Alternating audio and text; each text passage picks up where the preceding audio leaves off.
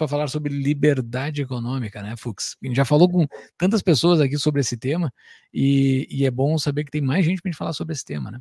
Pois é, o Écio surgiu para mim nas redes sociais ali, apareceu acho que no Twitter, eu sou muito usuário de Twitter, Écio, e daí eu vi assim, pô, mas falando pró-liberdade econômica, economista, eu pensei, tem algo errado, né? Porque como economista, eu tenho fala para falar mal da nossa classe, especialmente brasileira de neodesenvolvimentismo, Estado indutor de crescimento, o pessoal ama o Estado aqui.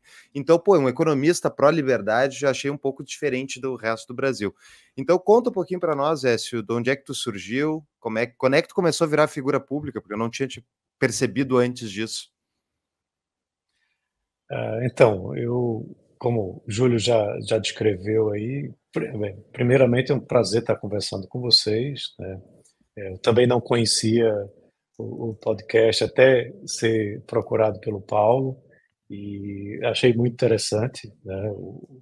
O nome em si é muito interessante realmente, porque às vezes você precisa de um tapa na cara mesmo para entender que a mão invisível ela é muito importante e que a gente precisa acreditar mais no poder dela, né? E tentar diminuir essa que nós temos aqui no nosso país de que, em geral, o Estado é o que sabe o que é melhor para nós, né? E é quem deve definir as regras do jogo. Muito pelo contrário, né? Em geral, quando o Estado mete a mão, a coisa desanda, né? A coisa fica feia e o resultado não é o melhor possível. Claro, às vezes um refinamento, mas não no nível que a gente tem aqui no nosso país. Então, eu sou, como o Júlio mencionou, economista de formação, e em seguida, primeiro, a graduação aqui no curso de economia, ela é uma graduação ortodoxa, tá? Não é heterodoxa, então isso dá uma base já interessante nesse sentido. Os professores... É bom explicar isso para quem não é da área de economia, o que tu quer dizer com isso? Isso.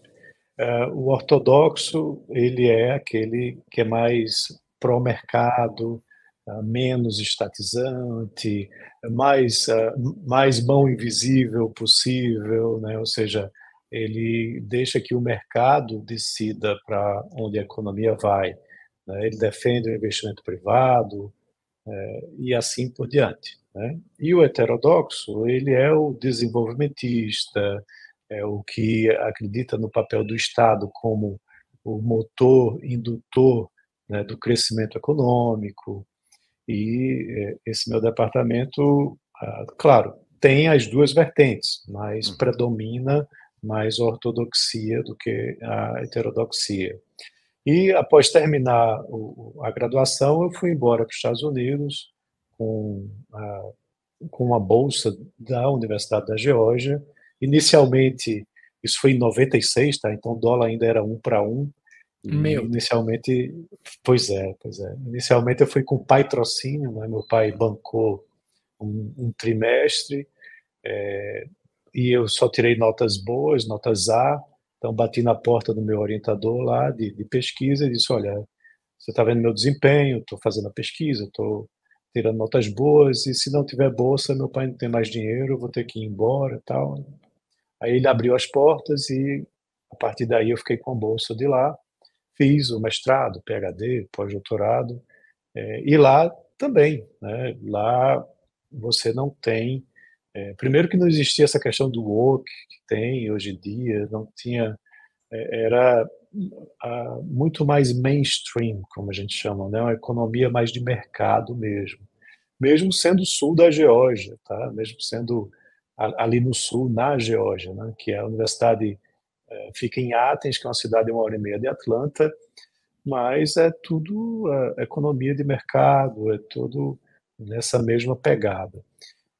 Então, desenvolvi muita pesquisa aplicada, essa é a área que eu gosto de atuar, eu não fico massageando o ego, eu procuro achar soluções que sejam aplicadas na realidade do nosso dia a dia. Voltei para cá como professor em 2002, isso eu fui meio precoce, né? Entrei na faculdade aos 17, saí aos 21, voltei já com pós-doutorado aos 26, e aí lá já como professor da UFPE. Então fui fazendo minha carreira, também abri a empresa de consultoria com outros sócios, onde a gente faz muita consultoria empresarial, mas também estudos econômicos, sociais. Fui fazendo minha carreira, hoje eu sou professor titular, que é o topo da carreira, desde 2022. E aí, quando eu voltei, eu sempre tive o interesse de contribuir com a sociedade, em trazer o conhecimento econômico. E sempre estava à disposição para dar entrevistas, para colaborar. E lá no departamento, a maioria dos professores não tem muito esse ponto de vista, né? Então, vinham demandas para entrevistas e todo mundo se escondia, todo mundo fugia. Eu dizia, não, eu estou aqui, pode me chamar. Então, no início eu falava de parto de porca até atracadouro de navio, né? Tendo economia no meio e, em geral, a pauta ela é bem superficial, é mais para trazer, né, um pouco da noção econômica. Isso foi crescendo, né? E aí eu me tornei colunista de uma rádio daqui, que é a Rádio Jornal, uma de grande audiência. Depois migrei, passei 5 anos lá, migrei para a CBN, fiquei mais 5 anos na CBN. E aí, na pandemia, foi quando houve um grande salto aí em termos de inserção em redes sociais, porque estava todo mundo em casa, todo mundo fazendo live. Eu já era colunista de CBN, fazia parte de consultoria, tinha parte acadêmica. Então, eu comecei a convidar pessoas importantes aqui, tipo o superintendente do Banco do Nordeste, o secretário de Desenvolvimento Econômico, para a gente fazer lives, né? Para explicar o que estava acontecendo, para onde a economia poderia ir. A coisa foi se multiplicando e aí da pandemia para cá terminou gerando todo um desenvolvimento aí de conteúdo. Hoje eu não estou mais na CBN, mas ainda estou em outra rádio que é a Grande Rio FM, em Petrolina, mas sou colunista da BMC News, que vocês devem conhecer, de São Paulo, né, tanto da parte do portal, como dou entrevistas com frequência. Poder 360, também sou colunista. Aqui, recente na Paraíba Business, que é um portal recém-lançado. E a coisa vai se multiplicando. Todo dia tenho várias demandas de conteúdo, de entrevistas. Um ponto também muito interessante é que, no auge da pandemia, eu tive acesso a dados importantes do auxílio emergencial.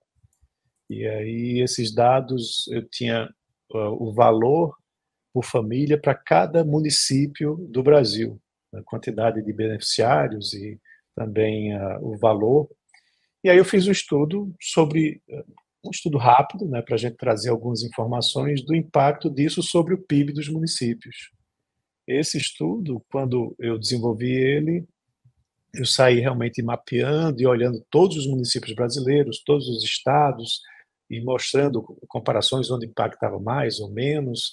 A coisa foi bem montada e aí eu consegui que saísse no Valor Econômico, né, na capa, saiu na capa do Valor Econômico, no mesmo dia que foi anunciada uma prorrogação. Não sei se vocês lembram, inicialmente era 3 meses, depois ampliou mais 3.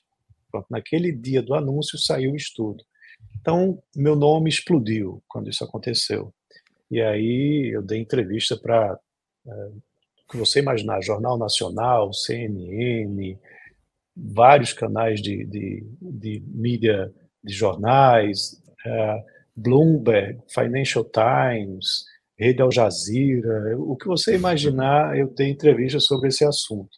E foi muito interessante. Aí meu nome se tornou mais nacional quando isso aconteceu, e daí em diante eu venho aproveitando isso para trazer mais o conceito, os conceitos que a gente vai conversar um pouco aqui.